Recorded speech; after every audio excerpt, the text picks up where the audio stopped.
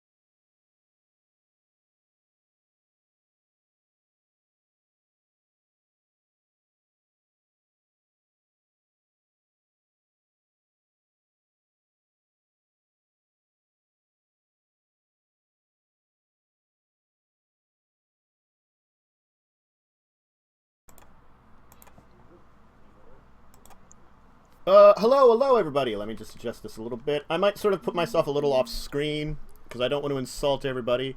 We are not an eating stream here, and I've got some food on the side that I might want to snack on. No food for you. I couldn't help it. I was busy.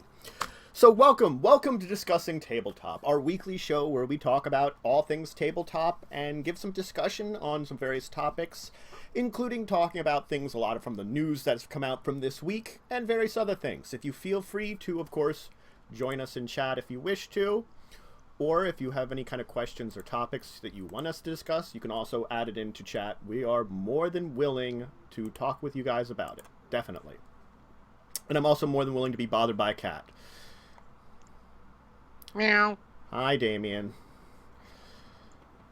Alright, so we have another good list of topics for this week. Of course, we're going to be talking about Aether Revolt. Now, truthfully speaking, the entire set of Aether Revolt has been spoiled, but I'm not going to go over everything for them. What we're going to talk about today is the mechanics of Aether Revolt, and we'll save the full discussion on the entire spoiled set for next week. We're also, though, going to talk about Vampire the Eternal Struggle. It's back. And it's back in a special kind of printing that White Wolf has approved of, which we'll talk about today. And then we're going to talk about a few board games. First off, Colt Express has a new interesting expansion that I want to discuss, because I have played Colt Express before. I don't know if you were there for it, Joe, but I do want to talk about this new take on the game, because it does make a new interesting dynamic. And then I want to move on to talking about Mansions of Madness, because they have a new expansion. But I'm going to expand upon that one, because I want to talk about board game / card game app versions or electronic versions, especially something with Mansions of Madness, which of course now has a new app that's going to be coming out for it that allows you to play against the app rather than other players. Then we'll move into stories from the tabletop, of course, and finally, gaming sage advice. So if you have any other topics you want us to discuss, please leave it just in the chat, or you could email us anytime at discussingtabletop@yahoo.com. We'll also take you there. So either of those would be great to have. Excellent. So, and as I said, if you have any questions that we can either answer on the fly as we're talking, or as part of our gaming sage advice, go ahead and ask them. We'll take it. We're willing to. So my guest this week, of course, as normal, is Joe. Say hi, Joe. Hi, Joe. Sorry, I had to do the old gag. Yes, you had to do the old gag. Of course you did. So, it'll just be us this week, unfortunately. I'll try to ask a few... There's some people that might be joining us. I'm hoping Andrew will join us again soon, if you remember him. But for now, let's just begin with the first topic. Aether Revolt, its new mechanics are out. Let's talk about them. Of course, we have a return of energy and return of vehicles, which you sort of saw coming. We saw those coming. But instead of any of the other keywords that, because they sort of do this anyway, that they sort of keep some keywords and switch out others. They have revolt and improvise. I find that revolting. I noticed. What do you think about them, Joe? I honestly got up late, so I didn't have a chance to overlook them. Okay. Which I apologize for. Then I'll describe what they are, and then we can talk about them from there. So, Revolt. Revolt's a special ability that when a permanent you control leaves the battlefield during a turn, something happens. For example, like if you play an instant and a permanent had left the battlefield this turn, you gain something. Or if a creature, if it enters the battlefield and a permanent you controlled had left the battlefield, it gets something extra. Or it seems to be all out of when you play it or enter the battlefield effects that are relating to it directly. But that's the revolt ability, sort of like something you like. It could be you could sacrifice something because it's just a permanent, or it could be return something to your hand. And anything like that. Permanent leaves the battlefield, you get your revolt abilities. Now the other one is improvise. Improvise is affinity for artifacts, or convoke, but with artifacts. A creature or artifact will have improvise, and you can tap artifacts to provide colorless mana to it, in place of its normal colorless mana cost. Not surprised they did something like that in the heavy artifact block. Of course. They also put a lot of artifact tokens out. Woohoo, artifact tokens! I know, Thopters. God, Thopters. Thopter squad. Yes. Hey, who can't use 1/1 flyers? They're always useful. Now, the thing is, I do like... Improvise, I think, is my favorite of the two of them, I'd have to say, just because it is the one that is a logical extension of stuff they've already done. We already had affinity for artifacts, which was basically you could tap artifacts to play artifact creatures or artifacts. This is like a step up from it. And then there was, I think, Convoke was the one I believe is the correct term. Yeah, Convoke was the one where you tapped creatures. Mm-hmm. And they would give their color or colorless. Yeah. So, and I think we discussed before that we saw something like we wouldn't be surprised that they came out with something like this in this block. Yeah, I know. See, we came up with it first. Ha! Take that, Magic. The Revolt is very interesting too. I mean, comes into play effect one, and I do not mind comes into play effect abilities, but I just don't play them as much. They can be very useful. It's interesting that they put it under one category, but it has a lot of different things it can do. Well, it's all about the statement: if a permanent you controlled left the battlefield this turn. Right. So, I mean, that's the crux of a revolt. Oh, and, yeah, it works. I'm not saying it doesn't work. It's just it's not your standard use of that. That's true. Normally when they do a word like that, this is what it always does. Yeah. It doesn't need explanation. This one, it has all of them have a similar thing because it's when something happens, but the effect of it is different. It can be different each time. Mm-hmm. Which they've had lesser degrees of. With abilities like things that when they come into play, they get +1/+1 counters and things like that. It was always different numbers, some of them. Right. This just takes that to a little bit higher level. Yeah, I think it was Constant Cure that had armament where at certain points in times they would gain a number associated with it, or Rampage, where it was always a number associated with it. So it did have it different. But yes, this time it does appear like it's very different, and you don't see that very often in ability. Though, I mean, I guess if people knew Revolt as an ability, they could say like it has revolt, or if like you could say like um, revolt, you gain 3 life. It could be something like that instead. Right. You know, it wouldn't have to describe it. But I guess since it is new, and they do sometimes like to actually like describe what some of these abilities are. Like even nowadays, you'll see it on them. Like I can see a copy of a card that has it's already describing what Reach has, and Reach has been around for forever. Yeah, I mean, I remember before they started using keywords as much. It used to be a seldom thing, and they just used to describe every ability. And I remember when they switched over to doing just more of keywords, and then you learn the keyword, and you know it from then on that, oh, okay, it's that does this. We don't need to have it all a long explanation on every card now. Yeah, and they've done that for a lot of other words. Like they've gotten other keywords, like they actually use like I think killed now, or it's not. It used to be like if it's placed in the graveyard from play or something, or was it destroyed or killed now? They've got like destroyed. Is it actually destroyed now? It's destroyed. I know there's not one that's killed. Mm-hmm.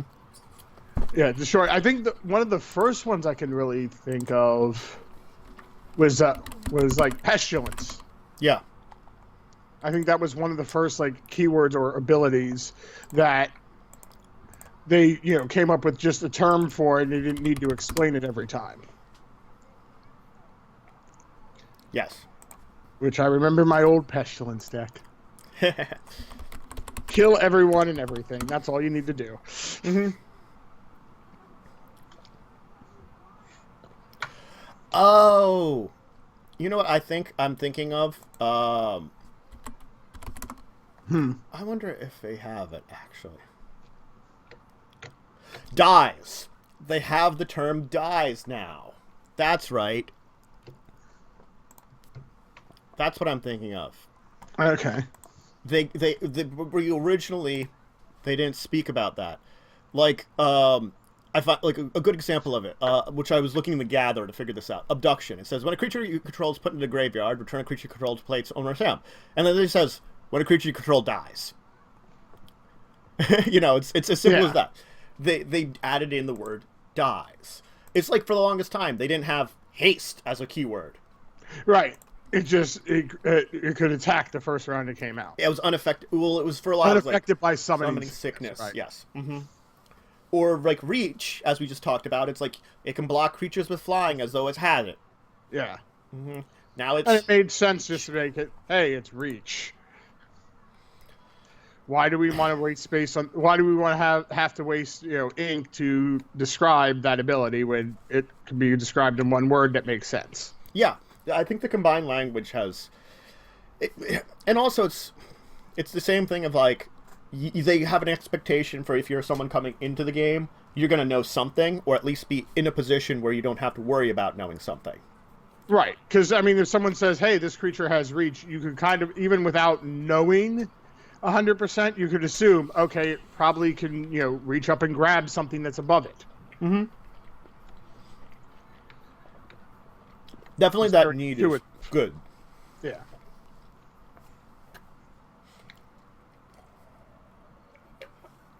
So, yeah.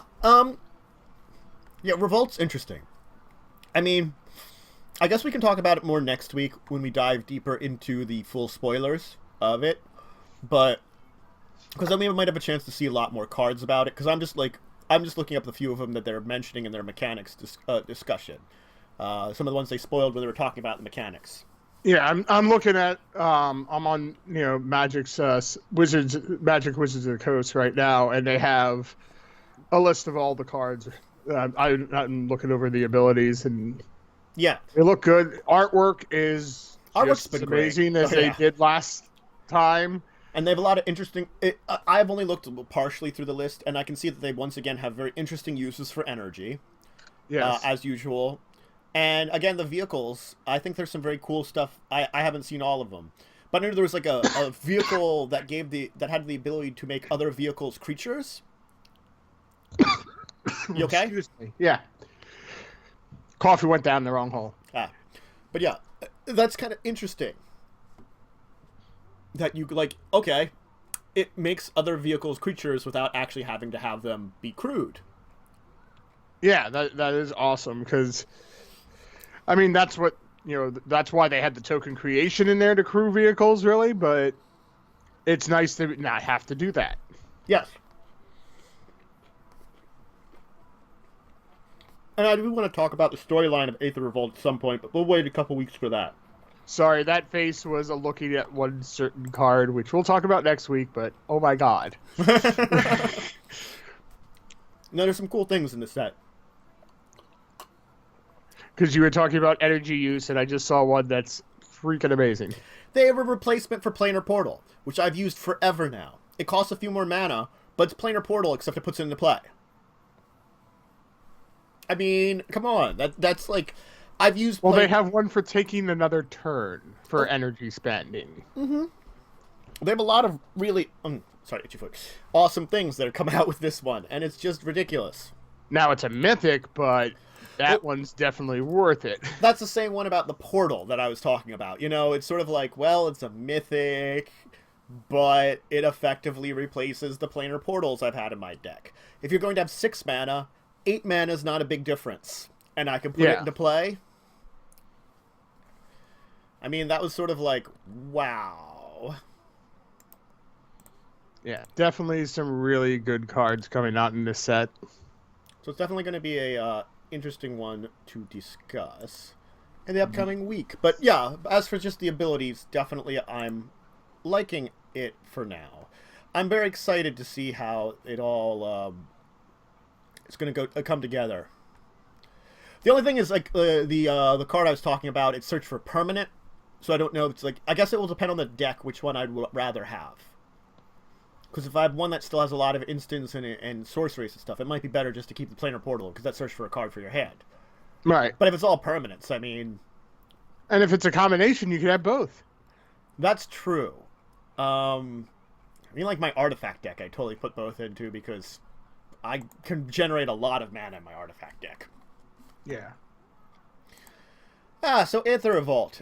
We will talk about more in the weeks to come because it is coming out very soon. I believe the pre-release will be the week before the end of the month, and then the last week, first week of February should be the release. I'm not 100% sure off the top of my head. I have to find that out. That's a good one to know. January 27th is the pre-release. Okay. So the pre-release will technically be the weekend I'm away. That's fine.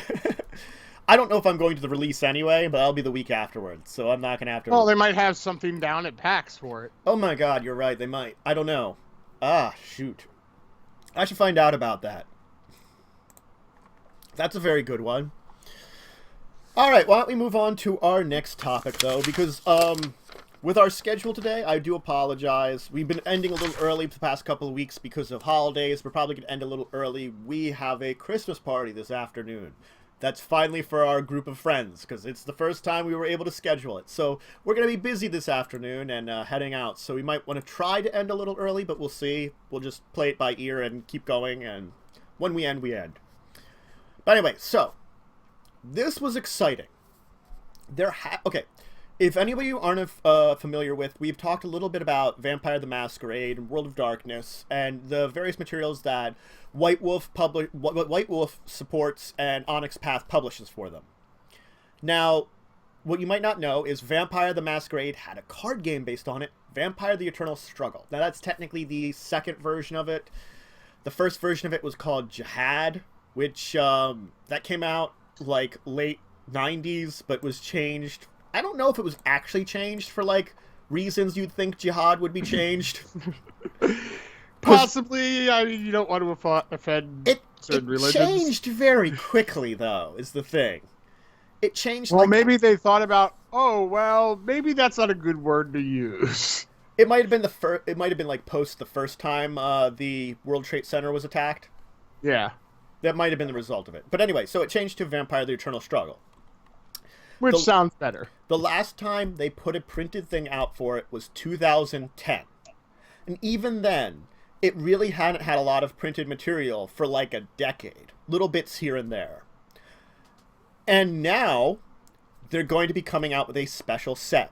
So the setup for this is there's going to be a big World of Darkness event in Berlin in May. They're having the European Championships of Vampire the Eternal Struggle. White Wolf basically then approved a limited printing of 100 cards. Now, this is called Anthology, and it's going to be mostly reprints of cards, which are very popular from all the various sets, but it will include some new ones. They're not saying how many new ones, but they have said there is going to be some new cards, new content in it. It's actually, the new content is going to celebrate the live-action role-playing events that they've been having that have been very popular in Europe. So I guess those will reflect that. But, yeah, there's highly sought-after reprints. The thing is, if you participate in the tournament there, you get a copy of it. And you can possibly pre-order other ones. Oh, that's cool. So you get a copy as part of your registration fee. I think that's really awesome. It's like, granted, it's reprints of stuff mostly, with probably like, since it's 100 cards, I'd say less than 10 new cards. Maybe like 5. 5 cards representing the like live action role playing events that have been like big in the Berlin convention scene, you know, and it's reflecting that. And I guess the thing is, like, I don't know a lot about the Berlin, or the European Vampire the Masquerade scene, but this tells me that it's actually probably pretty big, especially since it's a big open tournament of Vampire the Eternal Struggle. Yeah. So, it's very exciting. Did you ever get into Vampire the Eternal Struggle? I've never played the card game. I think by the time I was in the card games, no one I knew was playing that, so I don't think I ever got into it because of that. Yeah, you got into it like post 2000, and from like 2000 2010, it still had material, but it was just like on the fringe. It didn't have the popularity. No, not at all. Yeah, I got into card games probably like Magic probably around like 98, 99. But I don't think there was anyone in our gaming club at school that was playing Vampire, the card game. Yeah. That probably, if there were, it probably would have been like the seniors when I was a sophomore. And that would have been probably it. Mm-hmm. But when I first started, card games weren't very popular in our club. It was mainly just role-playing. And it didn't start turning over to card games until my senior year, which was 99-2000. Yeah, they actually did have a good amount of expansions from 2000 to 2010, but it's basically they held on maintaining popularity, you know, to a degree with certain circles. And then since then they have released some materials, but they are PDFs where you can get, I guess, printed cards or something. Yeah, I'm looking at the cards. They look really cool. Oh, yeah, Vampire the Eternal Struggle. I played it a little bit, and it was interesting. I can't remember the rules right now, but I'm thinking I'm going to talk about it on my Lost CCG after I'm done talking about Spellfire, because technically Jihad, its original version, went away. Because it was only there for like a year before it changed over from Jihad to Vampire the Eternal Struggle. And then after that, I mean, it hasn't been decently printed since 2010. And this is like, we're bringing it back in a special anthology pack to the fans. But there's 6 years that it actually held on for 14 years as a collectible card game. Pretty decently. Maybe this is a resurgence? I don't know. We can always see. But like the PDFs that someone came up with that actually like were like sort of actually came up with people, they're neat, but I mean, they aren't like, yeah, they're, I have to say the artwork is definitely looks like late 80s, early 90s. Oh, Not that that's a bad thing, but I mean, that's what, you know, a lot of the original Vampire look was too. So. Oh yeah, the early sets, the early like materials definitely had a lot of that like art style. And the cards show that too, mm-hmm. Which I think is for me it's a cool throwback. I think they've kept it, but it's hard to say. Because again, I haven't really like dived into the new ones, so to say. I'm looking at a bunch of cards online. I think it's a mixture of old and new, and they seem to continue. They've updated it a bit, but it still has that time frame feel. Yeah, here it is. I'm looking at a preview of some of the online ones. It's released in PDF format. I do not know how would you print this out, but somehow you should be able to print it out because it's technically legal for tournament play. It might be for online tournament play more than anything, but right. But if you could print it out on like photo stock. That's true, and it would hold up decently. But would it match the actual cards? I'm not sure. I mean, I'm just saying that probably either photo stock or cardboard stock would be, the card stock. I mean, not cardboard stock. Card stock, which is a thicker paper. Mm-hmm. You could print them out on that and at least have a functional card. Mm-hmm. It wouldn't be as same quality as you'd get from an actual company producing them. No, up, dang it, up. I got shoulder cat. Oh no. Attack of the cat. I've been invaded. And how do you feel about that, sir? I am unpleasant. I feel like this is not a good thing. This is interrupting, but whatever. Oh, David. Yep. At least his tail's like not in your face. No, and I'm getting like purrs in the back of my head. So if it's supposed to be healing, I guess it's healing my brain. Thank you. I don't really have a headache right now, but sure. No, but I think all of us have a little bit of brain damage. Yeah. I wish you would get down, but if you try, he's gonna claw the heck out of you. Oh, she really is. She really is. I'm sorry. Yes, it's fine. Let me try to I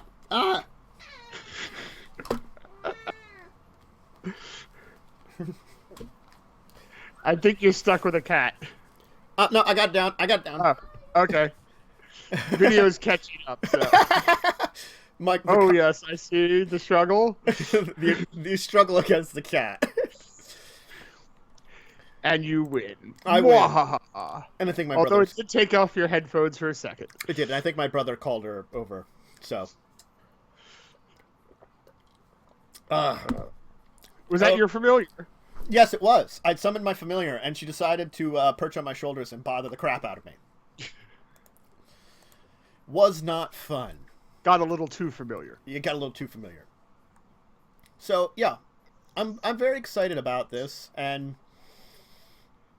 Again, it's cool to learn that there is, like, a big World of Darkness event in Berlin?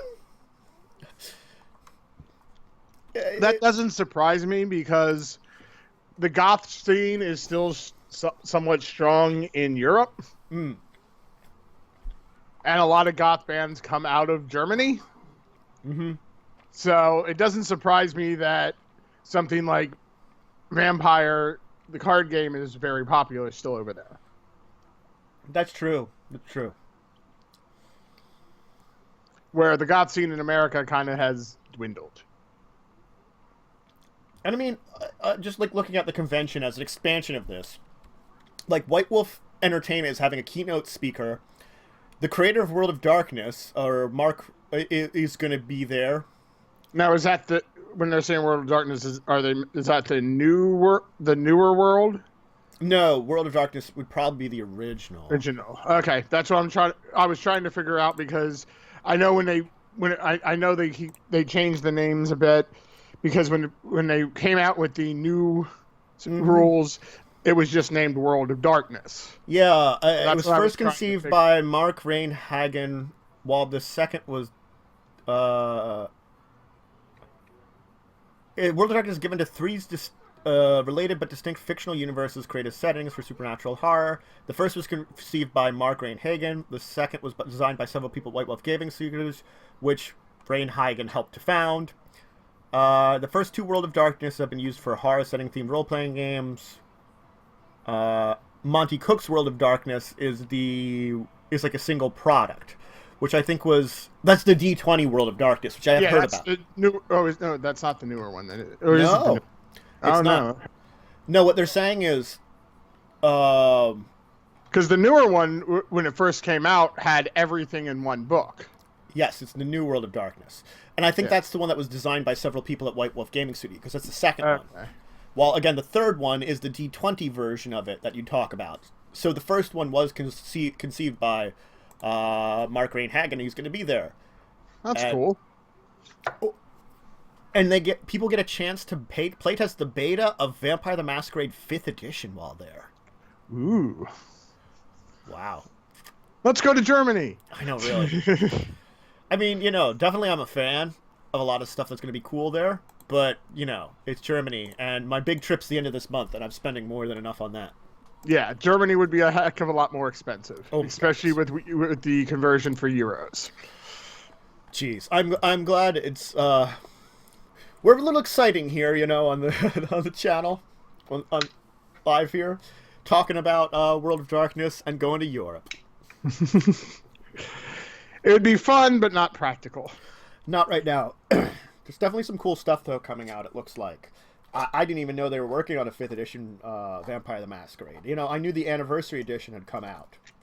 But it's like, the information you get from Onyx Path is very sort of, like, sporadic. And, that's the information I usually rely on, because White Wolf's site, like, updates even less. It's top secret. It's top secret. Mm-hmm.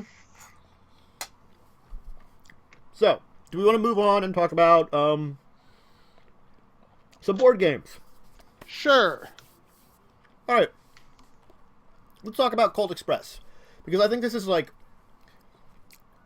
going into a topic of board games which give expansions which change the way the original board game plays, and seemingly for the better. So, if you don't know about Colt Express, it's all about being an outlaw and stealing money from a train. You basically have a number of actions that you sort of bet. And sometimes you all reveal those actions. You put them in like an order, so everybody lays down things. And then there's ones that you can see what everybody else is doing. And then there's ones that are hidden, depending on it'll tell you you have a round of actions that, will tell you this one's shown, this one's hidden, that sort of thing. And the object is to steal loot, battle with other criminals, and avoid the marshal. Because the marshal will have you drop loot, other people will have you drop loot, and the most money at the end of the game wins, effectively. I remember you talking about it. I unfortunately have not had a chance to play it. I think our friend Cindy owns it. And I think you, Cindy, and Poirier played it. We only played it once, and it was very fun.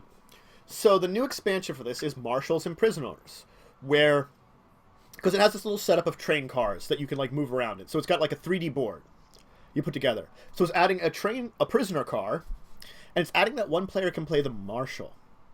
Ooh. So you now have an alternate win condition for a player, and you have someone that's more of an antagonist while still competing the same way as everyone else.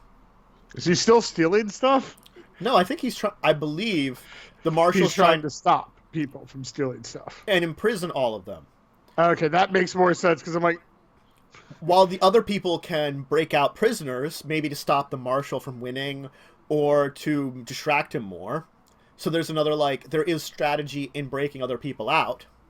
Yeah, because then the marshal has more people to focus on, whereas if everyone else is in prison but you, he's only trying to get after you. So it's kind of a balance of, okay, I'll break out some people so I'm not the only target, but I don't want everyone, maybe I don't want everyone out, because then there's more people I'm competing with directly too. Mm-hmm. So it's definitely an entirely new way of playing the game. And this made me think of a couple other games that have introduced things which make it a completely different way of playing. For example, Castle Panic and the Wizard expansion. Oh, yeah. Castle Panic monsters are attacking your castle. As soon as they added the wizard expansion with wizard cards, it changed the way we played the game completely. Completely. And I think there's a couple other games would have put out, and we like playing with it. And I don't think we play without the wizard expansion anymore. No. And I think there are a couple other games where it gets to that point where they release an expansion and it feels integral to playing it then. It replaces something in the game or changes the way the game is played, but it feels better. And, like, I think there are still some expansions which I say, don't hit as hard as that. Like, Lords of Waterdeep. I can still play normally on Lords of Waterdeep and not really care that much. Yeah. Well, if you want to talk expansion games, though, Munchkin. Yeah, Munchkin's an interesting one, though, because I feel like almost it has its You can play without the original thing and just play the expansions. But I feel like they're almost base sets rather than expansions. Yeah. But they do definitely change the way you do things, and you can combine them. It's true. I think that's the most interchangeable one out of all of them. But it's just an interesting concept that they're putting together something that, I mean, I guess we'd have to try it and see how it would work to see if it would really feel better. But I almost feel like, it adds to the experience. And there are other ones that I think are less integral but do add to the experience. For example, Smash Up. The more expansions you get, I don't feel like you need them. No, but it gives you more variety to play with. It adds to the experience. Yeah, so there's almost just like 3 levels. I have a few of the Smash. I think I have 2 of the Smash Up expansions from the original. But this talks about like 3 levels of expansions. The expansions you could give or take. They're the ones that are fun to play with. They're fun to play without.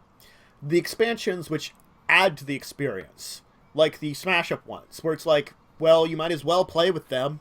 They may or may not come up. And then the expansions, like the Wizard expansion from Castle Panic, which feels like a really thing that you really want to have. I mean, there are times where I could say, like, playing classic Castle Panic wouldn't be bad, but, like, as soon as we talk about it, I'm thinking of playing with the Wizard's Tower. Yeah. Well, I put a 4th one in there, and that's just player expansions. Okay. As a 4th category, because there are ones like the Pathfinder card game. Yes. Now, they have other expansions to add up in other materials, but they also have just player expansions so you can play with more people. Mm-hmm, mm-hmm. So I think that would be a 4th category to look at, too, because that can change the dynamic of the game a lot, too, when you add in more players. Very true. That's actually really true. I know other games have had expansions like that have added to extra players, like the original Small World. You can get something for playing with extra players for that. Yeah. One game I wish would do that, which is kind of slightly in the collectible card game realm, is Netrunner that I have. Netrunner, definitely, yeah. I really wish they could come up with a form that would be more than 2 people. I know it would be more difficult because it's, the base game is a Netrunner versus a single company or corporation. But I could see it being able to have maybe an addition that makes maybe the corporations a little tougher, because they're already pretty tough, but a little tougher, and maybe have more than one runner storming the corporation. They do have a variant rules for multiplayer online. Oh, I never knew that. It's called the Big Sellout. They're not set in stone. They're a Netrunner multiplayer game requiring an even number of players. It's based on Two-Headed Giant and Magic the Gathering. Okay, so you'd have more than one corporation, more than one... Yes, Netrunner. Runner. Mm-hmm. Because it is supposed to sort of be evened out, I guess, because I feel like, though sometimes it seems like corporations do have an advantage in that game, having an even one makes sure that, like, there isn't a disadvantage severely on one side. Because the advantage usually is down to a little bit of luck and a little bit of skill, deck building. And skill. Yeah. So it's not really like directly. One pair up into teams with one corp, the sponsor, and one runner, the agent. Seating around it. Sponsor, agent, sponsor, agent. Teammates may not look at each other's hands. Yeah, so there's an entire set of like. I won't go through this now. Yeah. But there is and they have rules for. They do have like mentioning more than 6 players. Which seems to be very ridiculous, but I guess. Yeah, I think too many players could make the game almost impossible to really run in any decent amount of time. Mm-hmm. But still, like, a 4-player variant exists because someone made it up online. Gotcha. Another one I want to get to see how it expands is, what is it, Ardor? The one Legends of Ardor. Legends of Ardor. That one, I know there's an expansion out for that I want to get at some point. That is a sea. I think it's a sea expansion where it adds another area to the board, and I think it adds more players too. Yeah. Because it is a game you can replay, but it's going to be replaying the same missions. It's just every time you play a mission, you could end up with very different results. Very true. Very true. Yeah, Legends of Andor. It's very cool, and I know they have had a few, releases, but it's definitely be cool to check them out at some point in time. Yeah.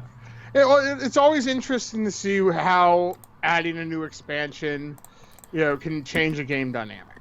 Exactly. I think that's one of those things that, yes, we can talk about it all we want about it, Legends of Andor, but, it's, well, how does this expansion affect it, really? And only playing it, you're really going to find out. You can read as much as you want on the box and online, but you're not going to really understand it until you actually do it. It's true. Yeah, you have to actually play it. Cool. All right. Well, why don't we talk a little bit about Mansions of Madness and its big expansion, and talking about a little bit about apps which allow you to play a board game in a different way. Because we're seeing the resurgence of them that connect with... It's like, okay, we'll talk a little bit later about apps which allow you to play board games. Those have come around now. Those have been pretty popular, You can get some of them for free, you can pay for some of them, but you can pay things like Ticket to Ride or even the Pathfinder card game on your phone. Yeah. What I'm talking about is I have a physical board game in front of me, and I have some kind of app that allows me to play it. Now, I think the original incarnation of it was games back in the day where they came with a cassette to play. Mm-hmm. And I'm talking about audio cassette, not a video cassette. That has like a story that you play on there. Like I had the one How to Host a Murder that came with an audio cassette. Mm-hmm. And it adds an extra level to it. Or ones that came with video cassettes or DVDs later on. I think those were the original kind of things like that. And now that we have the technology, now that people are putting out apps to go with their games, as we're going to talk about now. But I just wanted to say, it's not something that's completely new. It has existed, but it's now existing on a new level that's more interactive. Yeah, very right, very right. So, what's his DLC? But so getting into the threshold of it, if you didn't know about Mansions of Madness, Mansions of Madness is a game set in the same sort of universe as Arkham Horror, the board game.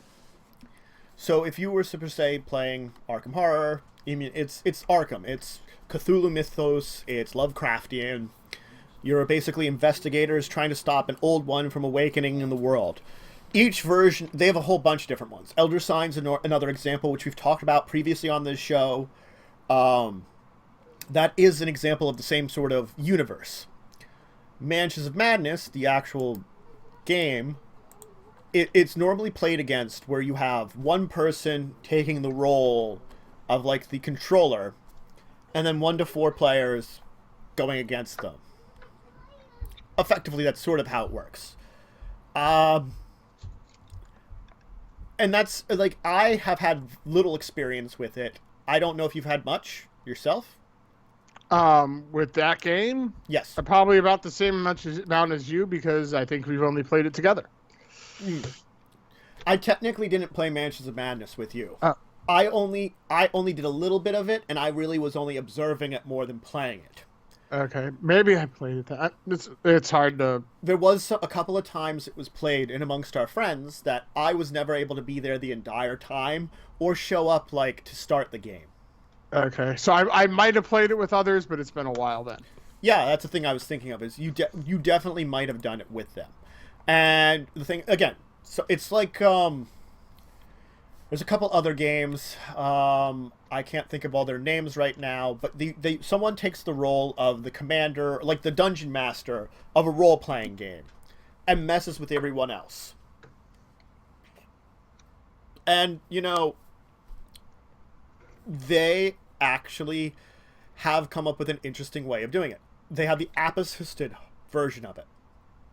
Because now, you don't need a 5th player. You can get an app for Mansions of Madness. I probably could, like, get the app now if I really wanted to. I don't know if it's free, though. The one for, what is it? There was one for another board game. Well, there was a soundtrack for the one that we just played last week with Cindy. Mansions of Madness is free. Okay.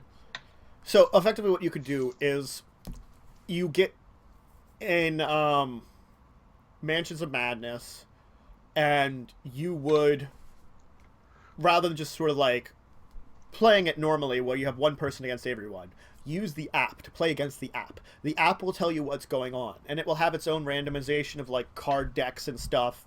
Or it will tell you like draw from a deck, you know, and you might have to tell it what you got. Things like that, you know, little stuff that and it can have scenarios, right, and things set up that it makes it's interesting the way that they set it up. Because someone doesn't have to be the bad guy. Yes, it's effectively what it is. Someone doesn't have to be the bad guy. And I played, which I was going to talk about a little later. I played a lot of one of them. What the heck game was it? Because I'm forgetting it. It's not like Descent? No. Because Descent's an entirely different game, I think. Yeah, you didn't mention what game it was in the text you sent me earlier, so I was just checking to see if you did. It was Descent, Journey to Darkness. Ah, okay. Because we had the Road to Fantasy app installed when we played it. It does the same thing. It would normally be one player versus everyone else. But for the app, one player versus the app, or a group of players versus the app, you know. Right. But getting back to the original thing before we got way off tangent topic. They've had some expansions for Mansions of Madness, but they've never had like a full-on expansion. They've always been like mini expansions. This is the first big expansion.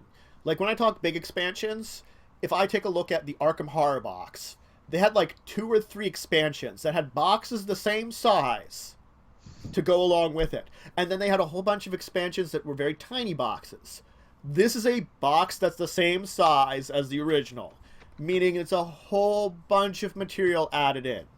Like new characters, new scenarios, new mysteries, all this different stuff that they're just adding in. A lot of new cards, places for building the mansion and exploring it. A couple new people, investigators, things like that. And of course, like, there is an update for the app apparently that goes along with it, which is actually cool. That they're going to be putting out. So, yeah, that's great. No, I think them adding these, adding the app expansion kind of things to it definitely raises the bar on games. mm-hmm. Well, I feel like there's a heavy cooperative spirit that now exists in a lot of board games. So though you have your competition ones, the one versus everyone game has almost kind of gone out of style a little bit. Well, there's a lot of gamers who are headstrong, and when you get those type of games, there's a lot of infighting that can happen. Mm-hmm. So when you can make that fifth player who dicks with everyone not an actual entity, it's for the best. Well, sometimes, depending on your dynamic of the group you're playing with, it can be for the best. There's a time and a place for everything, is the kind of way to say it. Yeah. But I do feel like that style of you have one person taking on the board and everyone else being the players, and you're having it one versus everyone opposition, just isn't... It has had its moment, but now that we have apps which are replacing that one, which you can get for free to go along with your board game, I mean, it's just a better way of playing it. Especially since cooperative games do seem to be a lot more popular, even though you still do get, things like when we're talking about Colt Express. It's fun, it's getting expansions, it's a sort of competition game. They still exist, but it's like for the longest... To a lesser degree. Well, it's like for the longest time, they're like all the board games you know about were competitive, and right. There weren't so many cooperative, and then cooperative have like found their big niche in the market, so to say, and definitely dove in there and kind of expanded pretty well. And that's the thing, is like, all these Arkham Horror ones tend to be cooperative. I think Mansion of the Madness is the only exception one where you were playing against another player. But I think that was the one reason we didn't play it more, is you needed a player. You needed an extra person. And so, like, when you only have 4 people, or 2 or 3 people, it's not as good playing it, because then it's like, what, you're having 2 players? Well, that's the kind of game where you feel like you need, like, a certain standard of teams. Right. No, I definitely think it like I said, adds a better flavor for playing these games. Mm-hmm. Well, it's like Arkham Horror. I could play that by myself against the board, solitaire style, but it just doesn't have the same experience as if I had someone with me to, like, suffer. Very true. I mean, there are games out there that are designed that you can play solo, but it's not as much fun to play by yourself. No. It's like, okay, I can kill some time doing this, and challenge my mind a little bit, but it's not the same as when you have at least one other opponent to be like, hey, share this experience with me. Exactly. Yeah, sharing the experience definitely is something that's makes a big difference, I think. And it's like solitaire's fun, but it's a distraction. Yeah. That's the easiest way of saying it. Solitaire is fun, but it's a distraction. Yeah, I think that's what I think that's why there's starting to become a popularity with as you touched on in the beginning a little bit, full-blown apps of games. Yes. Because then it's like, okay, I don't have anyone here to play with, but I can do the online version of it through my phone. Or even playing the computer, at least it's like having someone else to play with. Exactly. Then you can play a game, even if it's either online or against a computer, and it will function the exact same way as another player. Which, why don't we transition, because I did want to talk about that with our stories from the table, because I wanted to talk about playing Descent and the kind of experience I had with that. And then moving into a brief discussion, extending from that, talking about online or app-based gaming. Because I felt that was a good thing to discuss. And it meshes in well with this Stories from the Table, so to say. Yes. So, my big trip that I had over this summer, it ended up that I went, a friend of mine who came along because it was like a group of us that did, brought. Is that on your end? Yeah, sorry about that. Yeah. They brought Descent. They brought the game Descent. Or she did. And it was like, here, download this app. Trust me, you'll need it. And we're like, okay. We didn't know what was going on. We're like, okay. It's the usual, like, sort of responding, but not sure what's going on. Right. And then that's what we mainly played. That was it. That was what we mostly played. That was the big thing that we did a lot of there. And it was a very interesting game because we were following a storyline and you didn't necessarily need to complete the missions you were on. If you failed one, it meant you went on an alternate storyline. That maybe the guy got away and you went over here instead. That maybe like you're trying to capture this guy. Oh, he escaped. Now I have to chase after them. Oh, something happens because he got away. And this happens. And it sort of was a combination of things leading them down this line. And I guess like it would be fun to get back to it, but it's been like 4 or 5 months. I don't know if we will, because the group of people we had were, ones that... We don't get a lot. Not at all.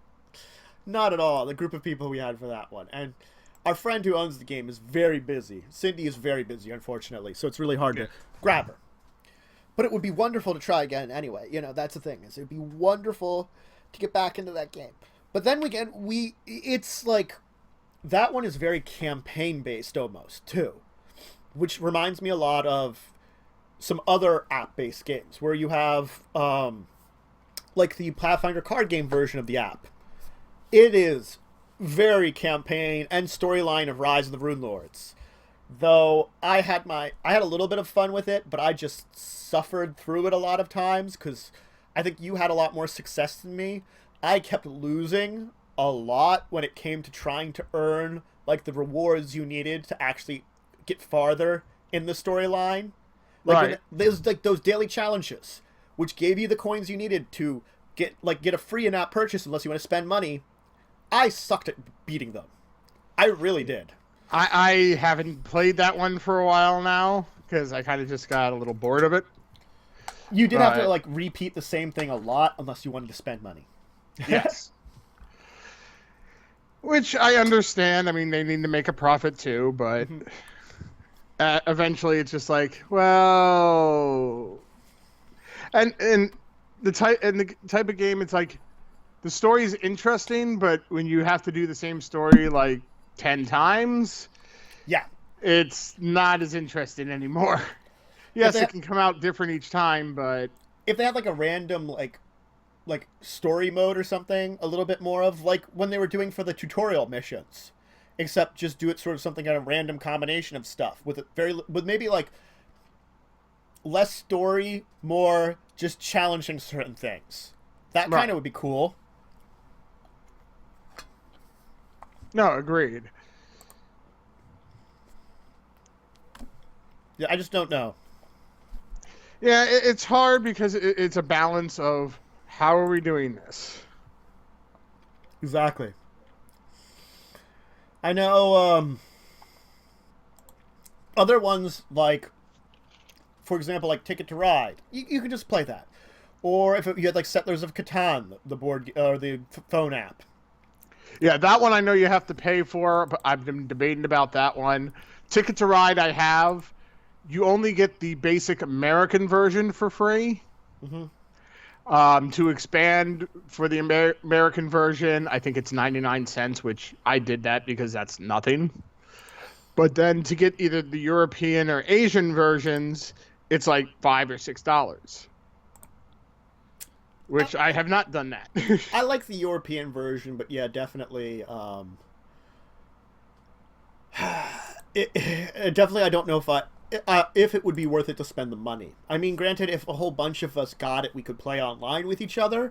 But most of the time when we have that kind of free time, I'd rather just be in the meeting with us and playing it, you know? Right. The only time that it would really come in handy is if we have the time, but we have very bad inclement weather Yes.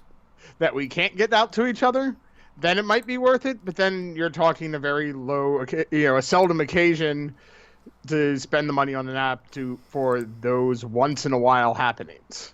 Yeah. Yeah, very true. I mean, it definitely is interesting and something that you'd think about with those apps.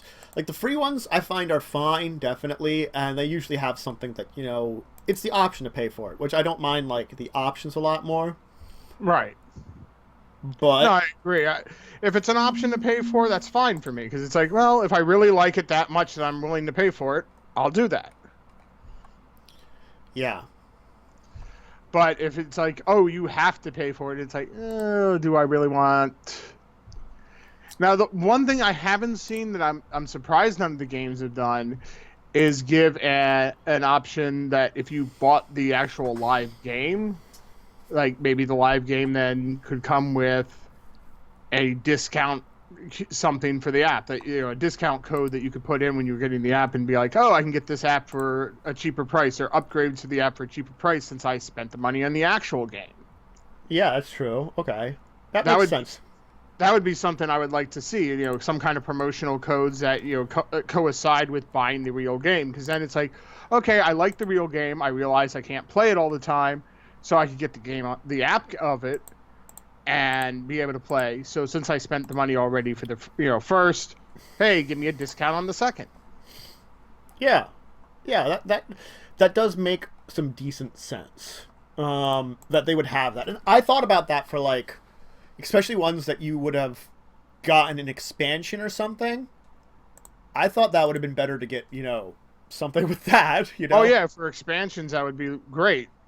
But then, at the same time, though, the whole point of them putting out an expansion is to make more money off of it.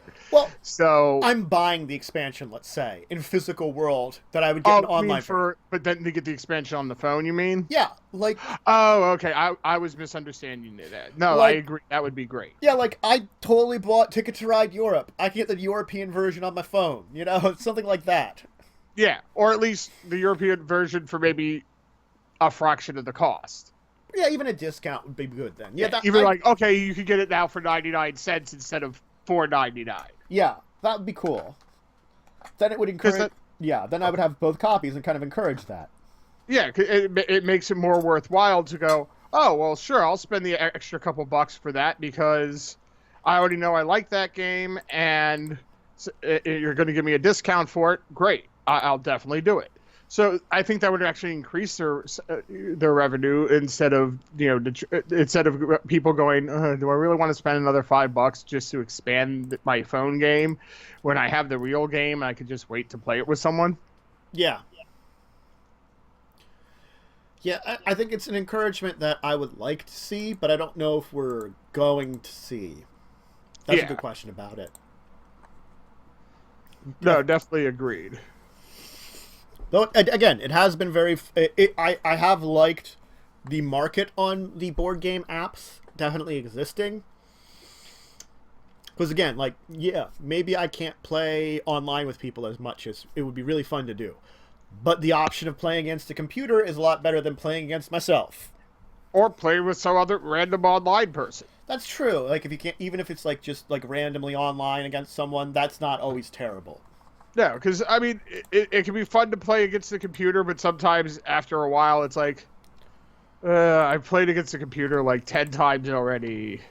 And depending on how advanced the algorithms are, it can start to get a little like, oh, I can guess what the computer is going to do here.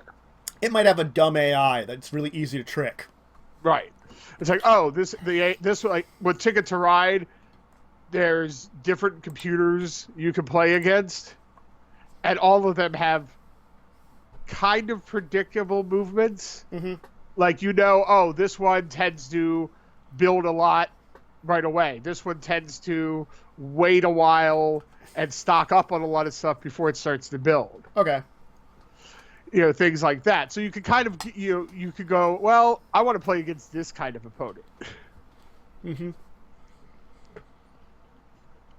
Which, at least with that kind of AI, yes, you could challenge yourself in different ways, and it's not going to be as predictable. But if you play against the same AI more than once, you start to see a pattern in it. Yeah. Oh, yeah. I understand that. That, like, if the computer is predictable, you're going to hit it rapidly and keep meeting that predictability every time. Right. Which is unfortunate, but it can happen in, like, the programming for things, too.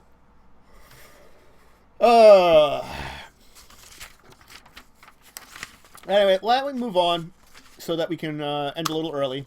I know normally we try to spend at least like an hour and a half, but if we can end like 2:10, 2:20, just give me a little extra time to get some stuff done before our party, yeah. Mm-hmm.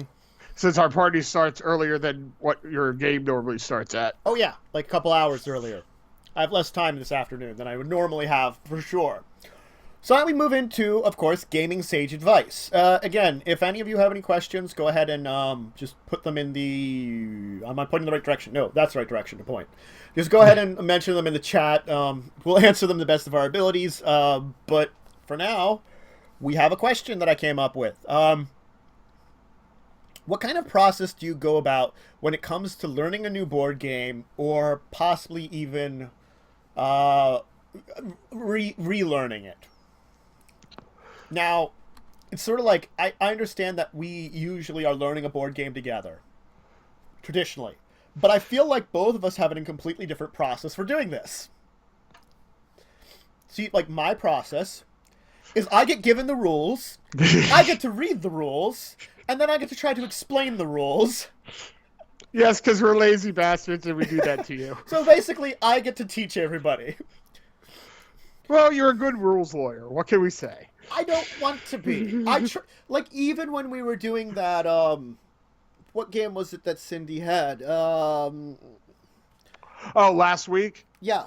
I can't think of the name of it, but I know what you're talking about. But in the board game, I tried to ignore the rules and have someone else, and I still ended up being the one reading them. Yeah, even though it wasn't your game. No, and I'm like, and I didn't even, and like, I was not going to be reading the rules, but it sort of like ended up into a point in time where it was like, well, now I'm reading them. I tend to go over the rules, get a basic idea, and if there's stuff that we run into that we're not sure of, look them up on the fly. Which isn't bad. But I feel like going over everything first is a little better, really going over things first and trying to figure it out, because then you have to worry less about checking on them, and that does, I think, slow it down more than if you went over the rules to begin with in the first place. But it's really like the first time you're playing, you're gonna have problems, and another thing is, like, playing a game a couple of times, I think will really develop your ability to learn one. I know there's some very complex board games out there that, like, there are online tutorials for. Like, Cindy had some kind of game where she had to have an online tutorial for it, and it helped her out a lot, but it was still, like, a ridiculous complex game. Right. And it still was like, wow. You had to, like, it's like the rules weren't enough for you. You needed, like, some kind of online tutorial for it, too. I mean... Again, I understand needing it, but it's sort of like wow, that hurts because it is that complex. Rather than, oh, why shouldn't you know that? That's what I mean. It's sort of like, right. Wow, that's a complex game. Well, that's like last week for New Year's when we played Star Trek Panic again. Yes. There were several things that we forgot right away. And we thought we knew. Yeah. Several. And we thought we knew, and then we realized, like 4 or 5 rounds in we were doing that wrong. Well, what about in the game we were playing with Cindy? Not mysticism.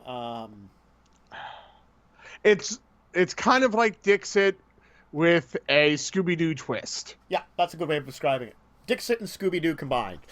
Effectively, everyone's a psychic except for one, which is a ghost, and they throw out, if you haven't played Dixit, Dixit is this card game where it's images.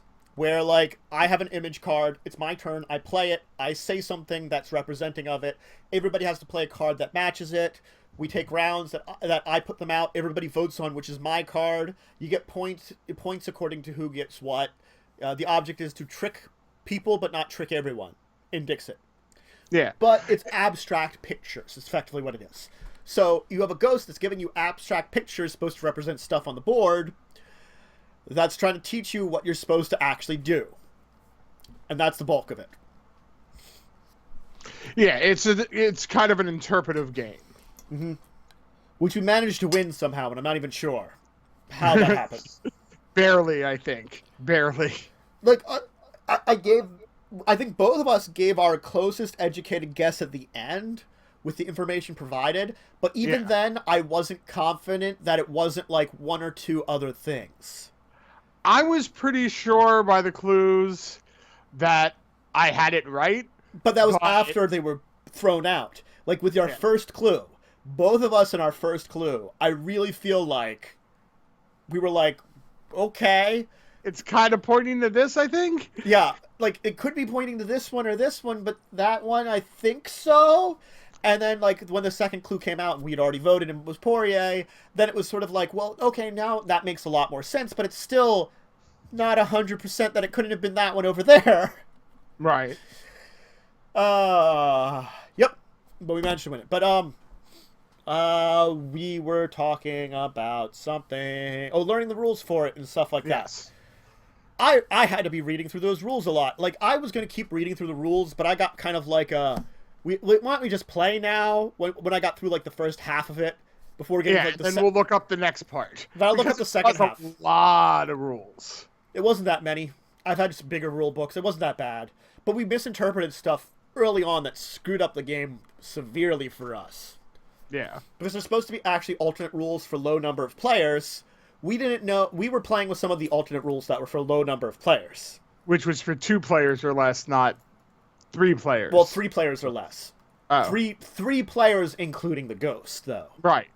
We were playing with 4 players with the ghost. Oh, that's right. But the thing is, I was only taking half those rules, the half that hurt us, the other half, which would have helped us a lot. Nope. That would have effectively replaced what we weren't doing. There was a better rule that was easy for lower players. I wasn't using that. Right. Whoops. It happens. I mean, when you're first learning the game, you're going to have mistakes. Oh, yeah. And if it's a game that you haven't played in a while, and you think you remember the rules, like Panic. Yeah. Star Trek Panic. It's like, oh, yeah, we know this. Uh-huh. It's like, oh, wait, we don't. No. And I still don't know how we won that one. We were on fire. We were dying. We kept, like, chugging along. We were down barely. to the point where we had destroyed 99.9% of the ship, and the one section that wasn't destroyed was on fire.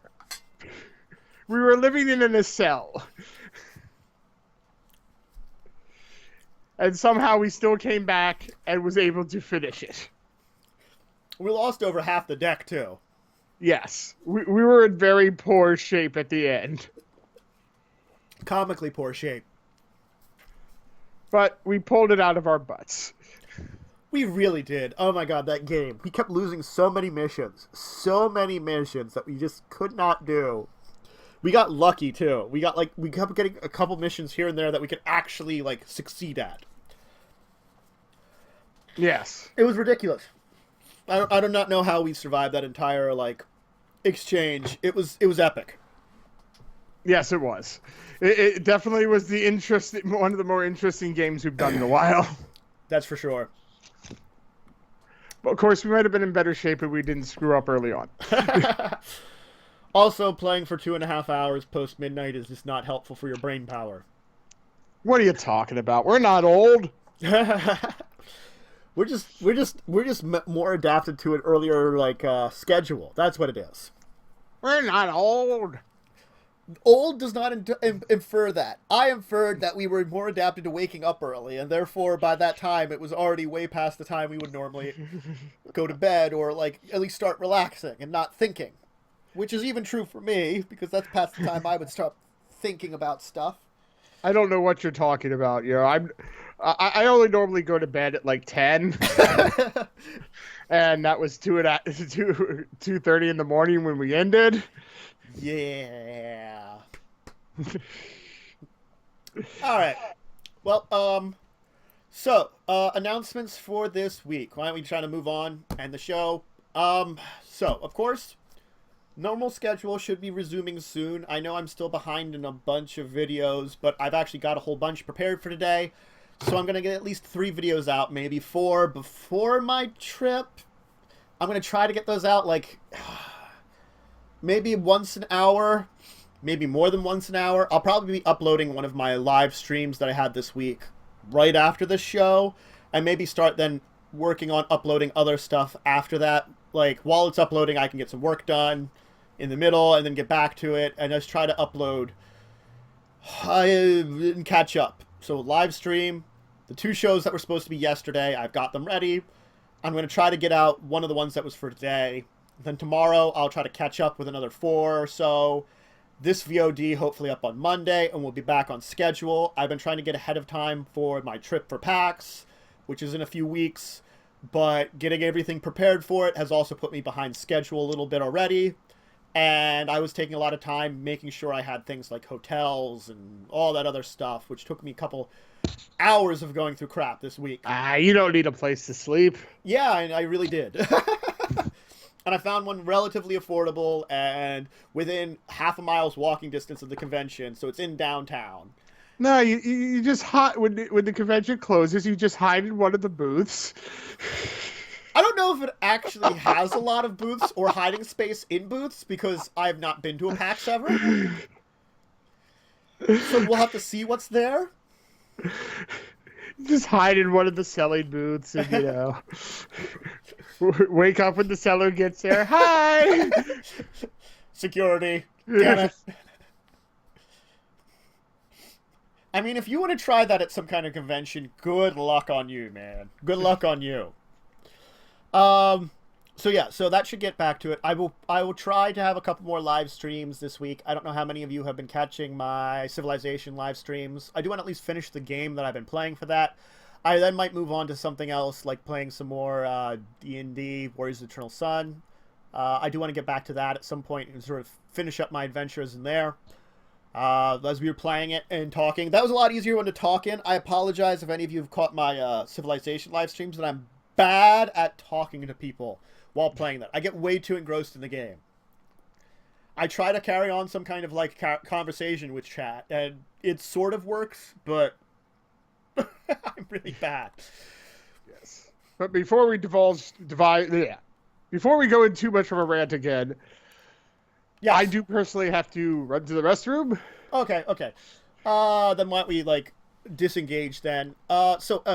Normal schedule. I'll probably have a vlog up soon, either this week or next, talking about PAX and the entire schedule.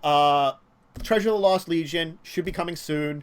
A lot of the people that I was talking about for joining the game, they were only going to perhaps be free in January, so I'm going to try to secure them finally, like the ones that were like on the edge and didn't have a lot of time before now, and try to get the prequels in. I will tell you when I'm scheduling their prequels. I might have it on Sundays. I might have it on another day, just to get it over with so we can start soon. And then we'll dive deeper into playing some Treasure of the Lost Legion. Cool. That'll be on Sundays. So I think that's it for this week. VOD will be up. I'm going to try for Monday, maybe Tuesday, depending on how videos go this weekend. But regardless, Joe, have a good week, everyone. Mm-hmm. And until the next time, I bid you farewell.